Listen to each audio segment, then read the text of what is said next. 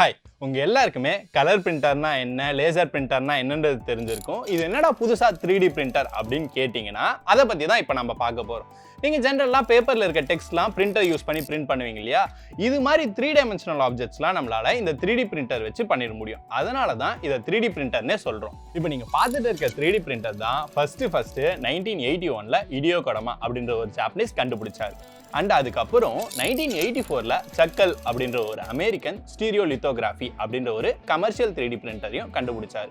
And அந்த 3D பிரிண்டரை அதுக்கப்புறம் அவங்களோட R&D லேப்ல இண்டஸ்ட்ரியல் ப்ரோட்டோடைப்பிங்காகவும் யூஸ் பண்ண ஆரம்பிச்சாங்க. ஆரம்பத்தில் இண்டஸ்ட்ரீஸ்ல மட்டுமே யூஸ் பண்ணிட்டு இருந்த இந்த 3D பிரிண்டரை நாளாக அப்டேட் ஆகி இப்போ மல்டிபிள் ஃபீல்ட்ஸை கலக்கிக்கிட்டு இருக்கு. For example toys, jewelleries, musical instruments, miniatures, ப்ரோட்டோடைப்பிங்னு சின்ன விஷயங்களுக்கு மட்டும் இல்லாமல் ஒரு 3D பிரிண்ட் பண்ண அயன்மேன் சூட்டை $35,000க்கு சேல் பண்ணுறாங்க. போயிங் தன்னோட ஏர்கிராஃப்ட்ஸில் சில பார்ட்ஸை டைட்டானியம் மெட்டீரியல் யூஸ் பண்ணி 3D பிரிண்ட் பண்ணுறதால மட்டும் ஒரு ஃப்ளைட்டுக்கு $3 மில்லியன் சேவ் பண்ணுறாங்க.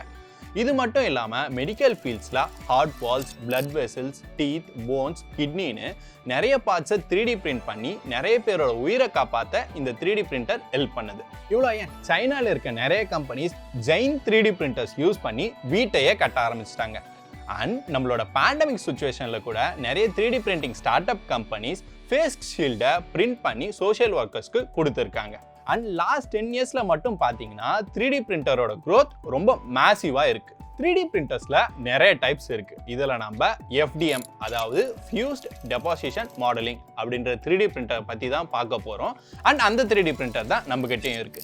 இந்த கோர்ஸில் நம்ம FDM 3D பிரிண்டர் யூஸ் பண்ணி எப்படி different types of 3D print பண்ணுறது அப்படின்றத பார்க்க போகிறோம்.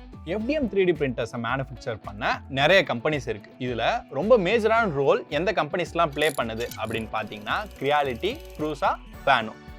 இதுல நம்ம கிட்ட கிரியாலிட்டியோட எண்டர் 3 வெர்ஷன் 2 பிரிண்டர் இருக்கு. நான் ஏன் இவ்வளோ பிரிண்டர்ஸ் இருந்தும் இந்த பிரிண்டர் செலக்ட் பண்ணேன் அப்படின்னு கேட்டிங்கன்னா, இது ரொம்பவே யூசர் ஃப்ரெண்ட்லியான 3D பிரிண்டர். அண்ட் இதில் 3D மாடலிங் கற்றுக்கிறது ரொம்பவே ஈஸியாக இருக்கும். ஸோ பிகினர்ஸ்க்கு இது ஒரு நல்ல ஆப்ஷனாக இருக்கும். அண்ட் இது அஃபோர்டபுளும் கூட. நீங்கள் school students, college students, entrepreneur யாராக இருந்தாலும் பரவாயில்ல, உங்களுக்கு ப்ராடக்ட் டெவலப்மெண்ட்லையோ இல்லை எக்ஸ்பிரிமெண்ட் பில்டிங்லையோ இன்ட்ரெஸ்ட் இருந்தால் நீங்கள் கண்டிப்பாக இந்த 3D பிரிண்டிங்கை பற்றி தெரிஞ்சுக்கணும். ஏன்ஷியன்ட் டேஸில் கல், மண், பாறையை வச்சு நிறைய பொருட்களை செஞ்சுட்டு இருந்தாங்க. இப்போ என்னன்னு பார்த்தீங்கன்னா ஒரு மிஷினை யூஸ் பண்ணி ஆட்டோமேட்டிக்காக எல்லா பொருளையும் செஞ்சிடுறாங்க. ஸோ இந்த 3D பிரிண்டரை பற்றி நீங்கள் கண்டிப்பாக தெரிஞ்சுக்கணும். நம்ம வரப்போகிற வீடியோஸில் FDM 3D பிரிண்டரை பற்றி ரொம்ப கிளியராகவே டிஸ்கஸ் பண்ண போகிறோம். அதுக்கு முன்னே FDM 3D பிரிண்டரோட ஒரு பேசிக்கான கான்செப்ட் மட்டும் இப்போ டிஸ்கஸ் பண்ணலாம். ஓகே, உங்கள் எல்லாருக்குமே 0 டைமென்ஷன்னா ஒரு பாயிண்ட்னும், 1 டைமென்ஷன்னா ஒரு லைனும், 2 டைமென்ஷன்னா ஒரு ஸ்கொயர்னும் தெரியும். அண்ட் 3 டைமென்ஷன்னா ஒரு கியூப்னு கூட தெரியும்.